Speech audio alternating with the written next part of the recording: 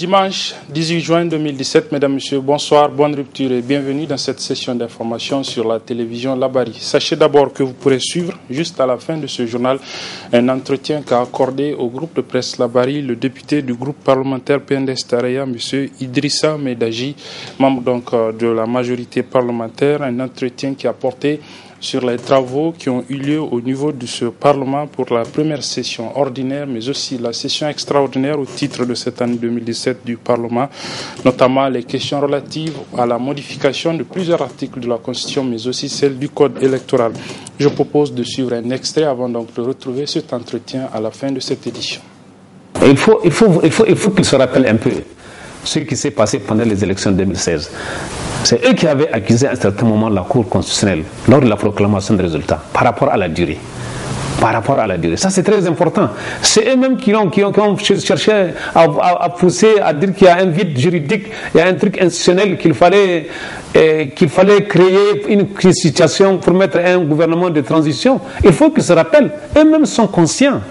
Ils sont conscients que le délai qui était dans la Constitution était un délai impossible à tenir par rapport à la proclamation des résultats par la Cour constitutionnelle et aussi par rapport à la convocation même du collège électoral par le président de la République. Donc moi je dis que il n'y a pas. Il y a plusieurs sortes. Il faut qu'il se rappelle un peu ce qui s'est passé pendant les élections de 2016. C'est eux qui avaient accusé à un certain moment la Cour constitutionnelle lors de la proclamation des résultats par rapport à la durée. Ça, c'est très important. C'est eux-mêmes qui ont cherché à pousser, à dire qu'il y a un vide juridique, il y a un truc institutionnel qu'il fallait créer une situation pour mettre un gouvernement de transition. Il faut qu'ils se rappellent. Eux-mêmes sont conscients.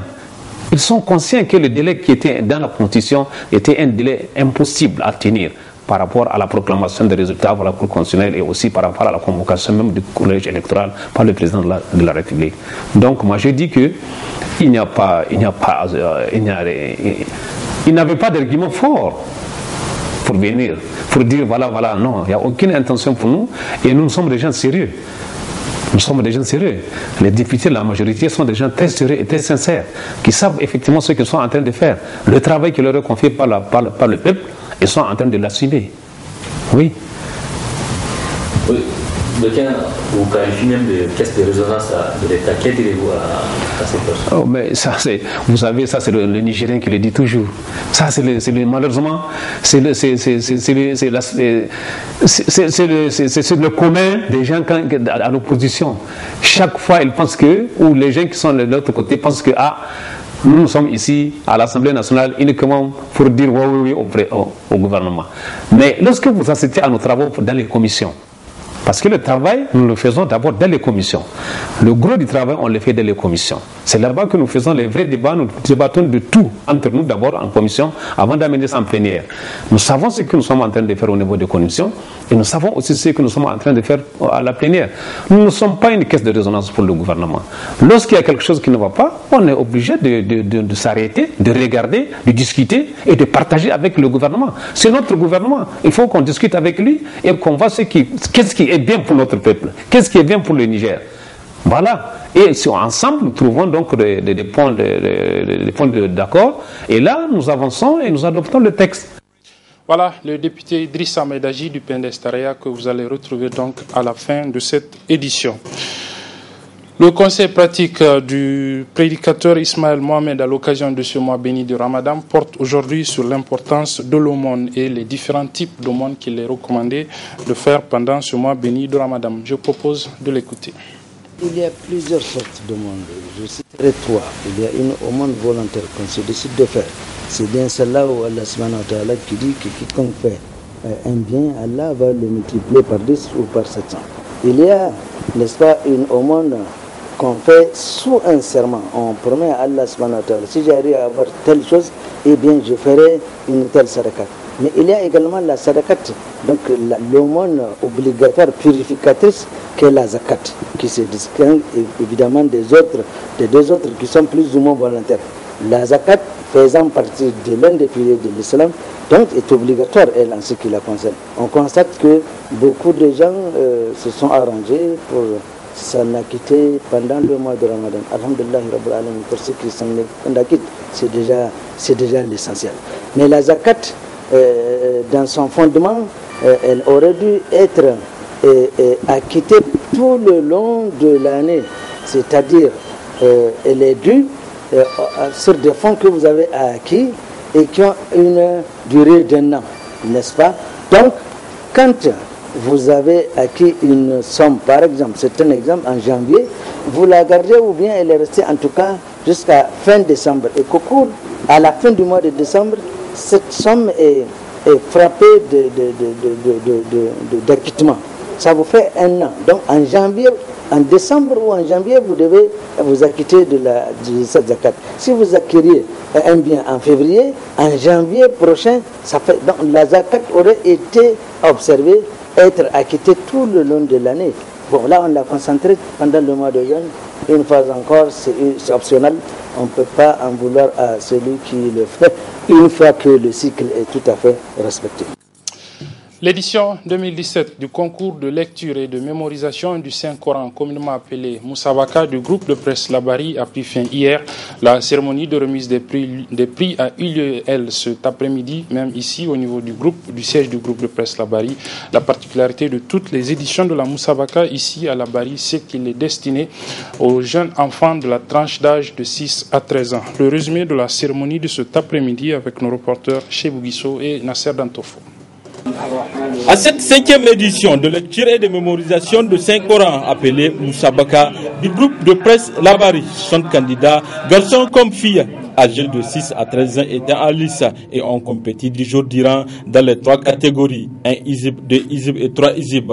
Ainsi, la première place de la première catégorie, 1 Izib, a été remportée par Kadijatou Abdou avec 17 points. La première place de Izib, Zainabou Iliassou avec 18 points. Et la première place, 3 Izib, Aboubakar Abdou avec plus de 19 points.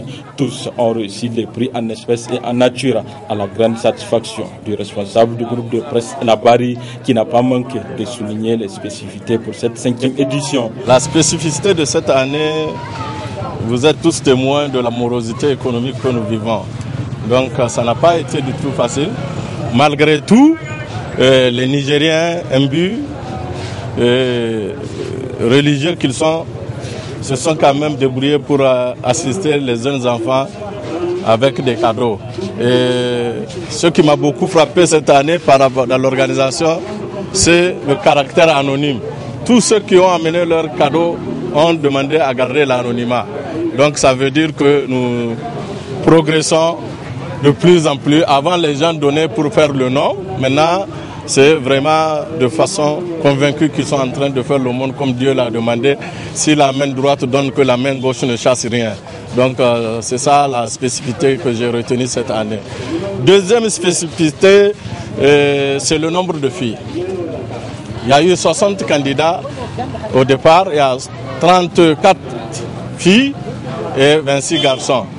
Et je suis sûr qu'une femme pieuse ne peut donner que des enfants bien éduqués. Une 5e réussite de Moussabaka à mettre à l'actif du comité d'organisation. Je remercie le comité d'organisation qui chaque année, 2 mois avant, se met au travail, organise des réunions, fait un calendrier et organise la Moussabaka dans les normes. Donc je crois que le comité d'organisation a remercié avec à leur tête Cheikh Ibrahim Abbas qui fait de son mieux pour le rayonnement de la culture islamique au niveau du groupe de presse Labari. Nous sommes à la 5e édition. Labari a 6 ans. C'est seulement la première année que nous n'avons pas organisé de Moussabaka parce que nous avons démarré nos activités en mars 2011. Donc on a jugé utile l'année-là de ne pas organiser de Moussabaka. Mais depuis lors, chaque année, nous nous mettions au travail pour organiser la Moussabaka. Et chaque année, la tranche d'âge, c'est les enfants de 6 à 13 ans. Des prix spéciaux ont également été remis à des enfants qui se sont fait distinguer.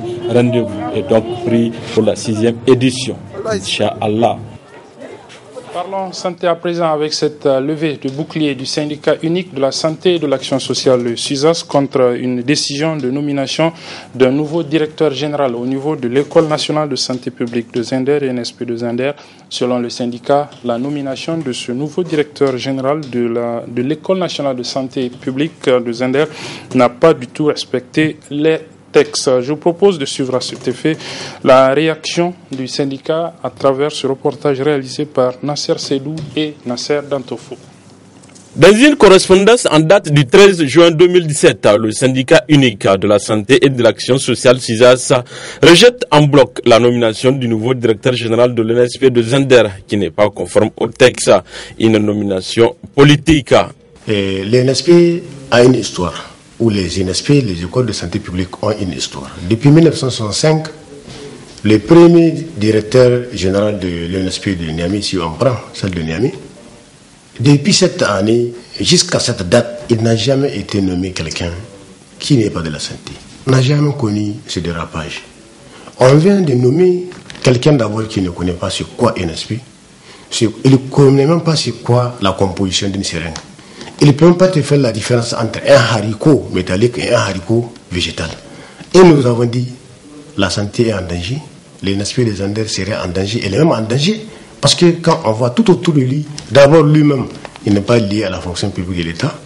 Son secrétaire général, qui est un retraité de longue date, n'est pas lié à l'État nigérien. Ça veut dire que l'NSP des Anders est devenu un garage politique, où quand dans les partages politiques, on va voir, c'est X, voilà, on le dépose là-bas, sans pour autant que ça ne soit une réaction d'abord de la population. Et aujourd'hui, nous sommes en train de nous battre pour que la population des Anders soit sécurisée. Vous regardez un matricule, j'aurais souhaité que vous preniez matricule 02/001. Nulle part de la santé, on connaît ce matricule-là. Le SUSAS exige tout simplement la nomination d'un cadre de la santé. Le Premier ministre, quand il est le chef du gouvernement, doit se dire qu'il a été trompé. Le président de la République, qui reprend le Niger, qui est le président de la nation, il faut qu'il se dise qu'il a été trompé. Le ministre de la Santé publique, qui a mis sa griffe, nous pouvons conclure que peut-être c'est une griffe qui a été aussi imposée politiquement. Alors, le syndicat n'est pas d'accord. Et le syndicat ne sera jamais d'accord. Et wallahi, le SUSAS ne va jamais accepter. Si on veut la paix dans ces pays, wallahi, qu'on cultive la paix, qu'on cultive la justice. Si on ne veut pas la paix dans le secteur de la santé, le SUSAS s'est dit prêt à engager des mouvements au moment opportun pour combattre cette nomination du directeur général de l'NSP de Zender. Le village de Gabougoura, c'est dans le premier arrondissement communal de la ville de Niamey, a depuis hier un nouveau chef. Il s'appelle Amadou Saleh. Il a été élu face à 4 autres candidats. Une élection qui s'est déroulée sous la supervision du gouverneur de la région de Niamey, d'où relève donc ce village, Ibrahim Abdou et Ismaël Momoni. Choisir parmi ces 5 candidats celui qui va s'en charger de la destinée de leur village, c'est à cette mission que se sont attelés les habitants du village de Gabougoura, situé dans l'arrondissement communal Niamey 1. Après les votes, le dépouillement s'est déroulé devant toute la population. À l'issue du dépouillement, Adamou Saleh est élu comme chef avec 225 voix sur 486 bulletins. Je remercie vivement la population qui, pendant tout le déroulement du vote, a su quand même préserver l'intérêt général et un comportement exemplaire et pendant toute la durée que ça pour ces élections-là. Donc je remercie vraiment tous les villageois et je peux leur témoigner que cette victoire, elle est la victoire de ce village. Et pour les administrés, c'est de reconnaître que le Dieu a fait son choix et c'est Dieu qui nomme et le pouvoir appartient à Dieu. Il peut responsabiliser qui il veut. Donc que ces villageois fassent plus d'élévation d'esprit, de venir travailler avec moi pour qu'ensemble on puisse bâtir vraiment ce village. Quant au gouverneur de la région de Niamey, il s'en réjouit des conditions du déroulement des élections et a tenu à prodiguer des conseils au tout nouveau chef élu. tout s'est passé dans le calme, la sérénité. Le processus n'a pas commencé aujourd'hui. Nous avons tenu plusieurs réunions avec les candidats et nous avons arrêté des principes sur lesquels aujourd'hui nous avons travaillé et nous avons abouti aux résultats que vous connaissez. Le premier des conseils, c'est de rassembler. De rassembler, il est issu de ce village, il est fils de ce village et tous les autres, toute la population, c'est sa population. Il n'y a pas de distinction entre celui qui a voté pour moi ou celui qui n'a pas voté pour moi. Ils sont tous les mêmes. Aujourd'hui, il n'a qu'à rassembler cette population-là pour faire une unité, pour que la paix règne au Niger. Les candidats malheureux ont tenu à féliciter le challenger qui a été escorté par une foule en liesse du lieu des élections jusqu'à son domicile. Voilà, c'est la fin de cette édition, mesdames et messieurs. Merci de l'avoir suivi. Restez pour suivre donc juste à la fin de cette édition l'entretien qu'a accordé au groupe de presse Labari le député Idrissa Medaji du groupe PNDS-Taraya, le groupe parlementaire donc PNDS-Taraya. L'entretien, comme je le disais, a porté sur les 2 sessions ordinaires et extraordinaires que l'Assemblée nationale a tenues récemment, notamment relativement aux questions sur la modification de certains articles de la Constitution, mais aussi sur celle du Code électoral. Très bonne suite des programmes sur la télévision Labari. Au revoir.